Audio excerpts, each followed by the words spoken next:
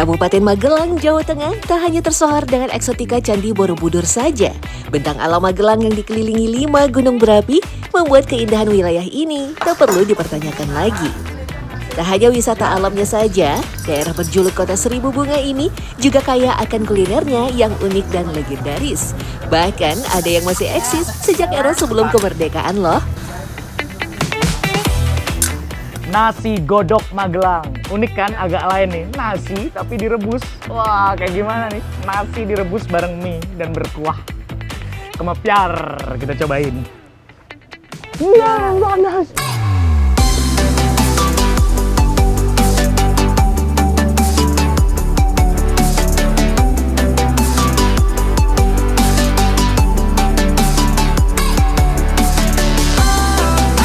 Menjadi menu sarapan terfavorit warga Magelang, kupat tahu menjadi makanan cepat saji yang tak hanya lezat dan mengenyangkan, tapi juga sangat pas dengan cuaca pagi Magelang yang cukup dingin. Meski sederhana, isian kupat tahu terbilang lengkap loh. Sesuai namanya, ada potongan ketupat dan tahu goreng panas yang jadi bintang utamanya, dengan pelengkap toge, kol, dan telur dadar. Ini nih yang bikin kupat tahu istimewa, siraman kuahnya berupa racikan bumbu kacang dan kecap manis yang encer, bercita rasa gurih manis. Kalau Butari ini generasi penerus dari pelopor warung kupat tahu khas Magelang yang masih bertahan dengan resep otentiknya sejak 83 tahun silam. Kupat tahu pojok Magelang itu sudah jualan sejak 1942. Wah, di pojokan alun-alun situ, Mas. Oh, awalnya. Ya, di bawah pohon beringin yang pojok selatan, selatan barat. Di situ seberang BPD ya. Itu dulu jualannya di situ. Lalu di situ belum warung, masih mangkal itu ya. Pikulan mangkal, ya, lalu sama jualan minum teh kopi gitu, lalu sama kupat tahu. Itu zaman Jepang ya, 42 ya. Jadi belum Indonesia merdeka. Belum. Itu cerita bapak saya dulu. Kalau pas ada perang gitu, ya, ini dibawa lari-lari, bawa pulang, mengamankan diri. Demi tetap menjaga keautentikan rasa kupat tahunya, perempuan kelahiran Magelang ini sama sekali tak pernah mengubah sedikit pun resep asli ayahnya, baik dari bahan, isian, bahkan racikan kuahnya. Tak heran meski sekarang di Magelang bermunculan aneka macam kupat tahu dengan berbagai kreasi, kupat tahu original racikan Butari tak pernah kehilangan pelanggannya. Apalagi harganya pun masih ramah di kantong, hanya 15 ribuan saja, dijamin murah, meriah, kenyang. Oh iya, mantan Presiden Susilo Bambang Yudhoyono dan keluarganya suka banget loh sama kupat tahu Magelang. Mereka selalu mampir ke warung Butari kalau berkunjung ke Magelang. kenapa sih kok bikin kupat tahu itu awal mulanya gitu?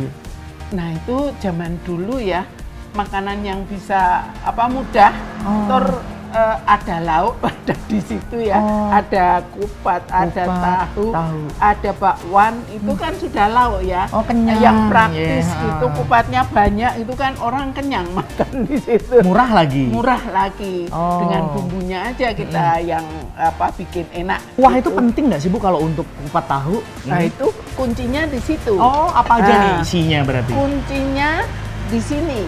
Di samping rasa bahan baku yang enak, tahu yang enak, yang mahal, itu ditambah kuah yang bikinan sendiri.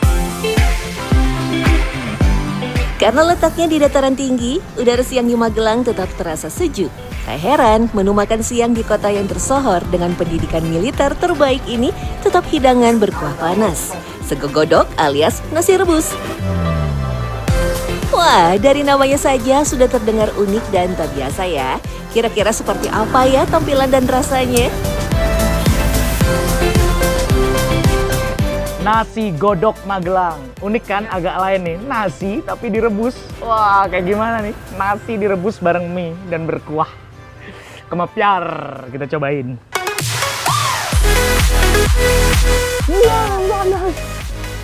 Mantap.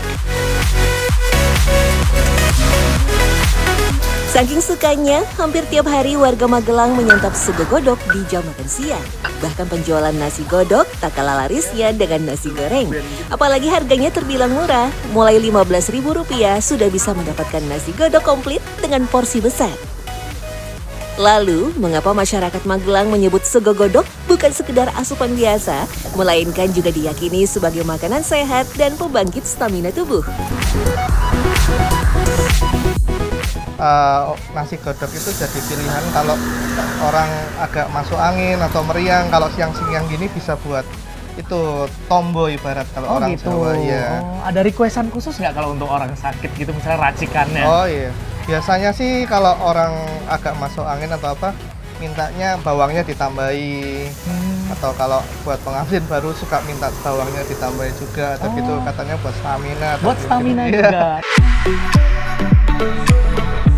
Warung makan sederhana yang berlokasi di depan Komplek Militer Rindam ini telah berjualan hampir setengah abad.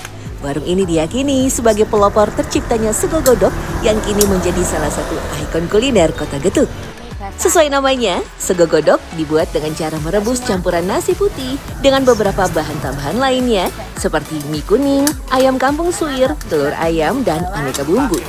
Bu Naryo yang telah puluhan tahun berjualan nasi godok menyebut kuncian utama kelezatan nasi godok terletak pada racikan kuahnya yang terbuat dari campuran kaldu ayam kampung dan bumbu rahasia keluarga dimasak selama 3 jam. Itulah sebabnya meski sekarang sudah banyak pedagang lain yang ikut menjual menu nasi godok, soal keautentikan rasa tak bisa ditiru. Menu sego godok ternyata tercipta secara tak sengaja. Dulu, Bu Naryo dan suaminya hanya menjual menu nasi goreng dan bakmi goreng. Suatu hari, ada beberapa pelanggan yang minta dibuatkan nasi dan mie dengan porsi jumbo dengan tambahan kuah panas. Tak disangka, nasi bakmi yang dimasak dengan kuah kaldu justru kaya rasa dan disukai pelanggannya.